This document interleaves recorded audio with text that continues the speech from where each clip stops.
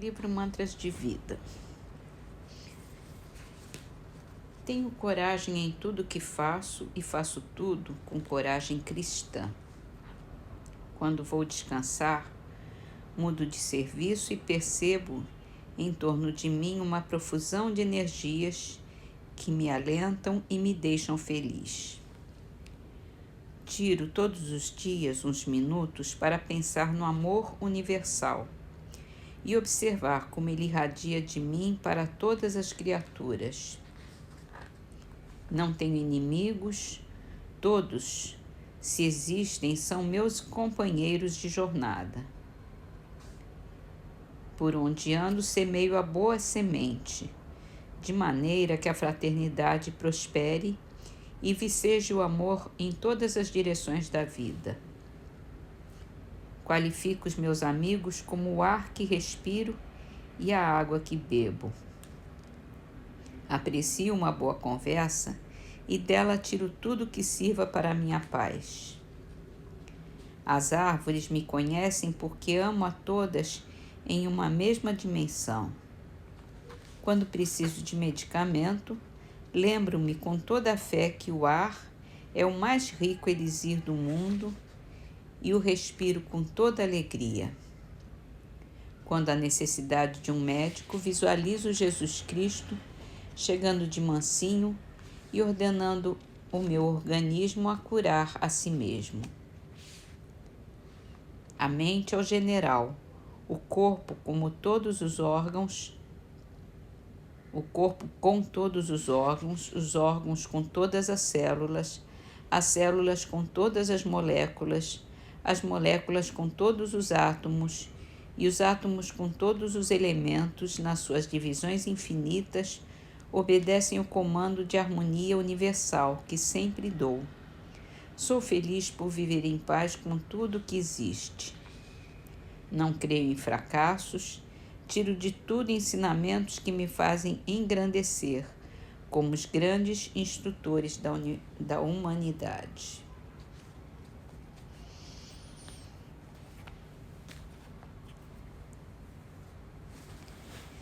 Muito bem, vamos então ao Livro dos Espíritos, capítulo da Lei da Justiça, do Amor e da Caridade. Pergunta 875. Como se pode definir a justiça? A justiça consiste em cada um respeitar os direitos dos demais. E o que é que determina esses direitos? Duas coisas, a lei humana e a lei natural.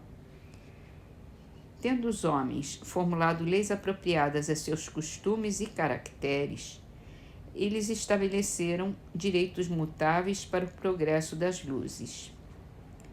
Veja, hoje suas leis, aliás imperfeitas, consagram os mesmos direitos que as da Idade Média. Entretanto, esses direitos antiquados, que agora se afiguram monstruosos, pareciam justos e naturais naquela época. Nem sempre, pois, é de acordo com a justiça o direito que os homens prescrevem. Ademais, este direito regula apenas algumas relações sociais, quando é certo que na vida particular há uma imensidade de atos unicamente da alçada do tribunal da consciência.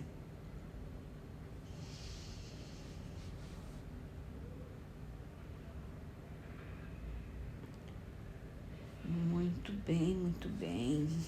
É isso mesmo. No Evangelho segundo o Espiritismo,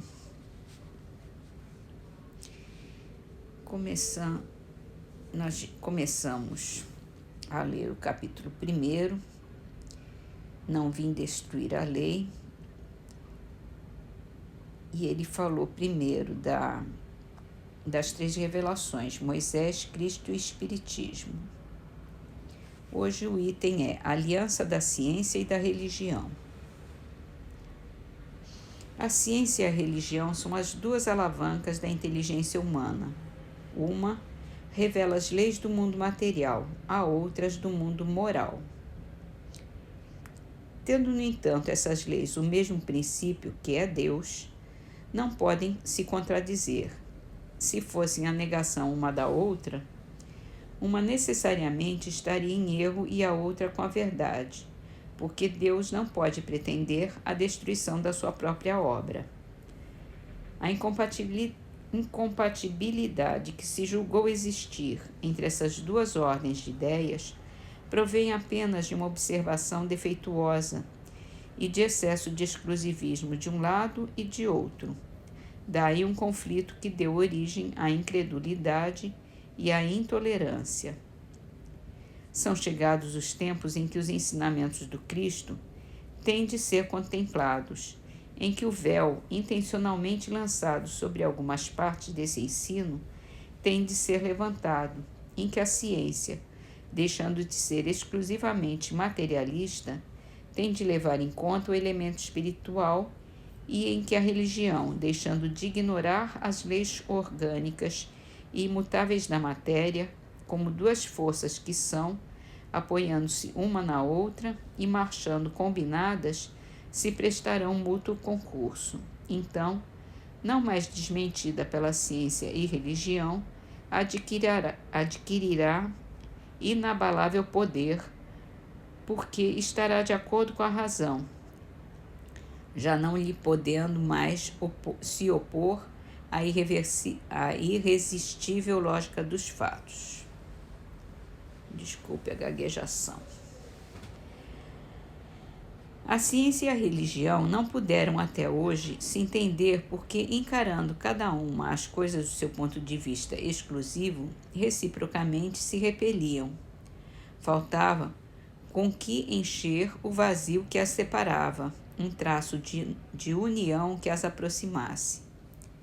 Esse traço de união está no conhecimento das leis que regem o universo espiritual e suas relações com o mundo corpóreo.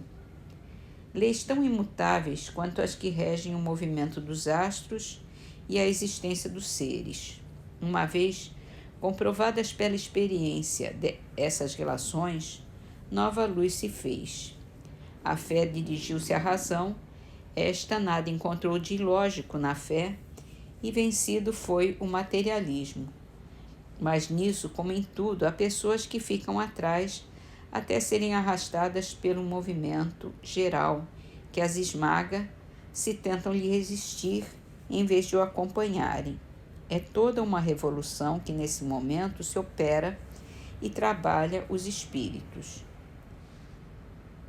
Após uma elaboração que durou mais de 18 séculos, chega ela à sua plena realização e vai marcar uma nova era na vida da humanidade. Fáceis são de prever as consequências. Acarretará para as relações sociais inevitáveis modificações, às quais ninguém terá força para se opor, porque elas estão nos desígnios de Deus e derivam da lei do progresso, que é a lei de Deus.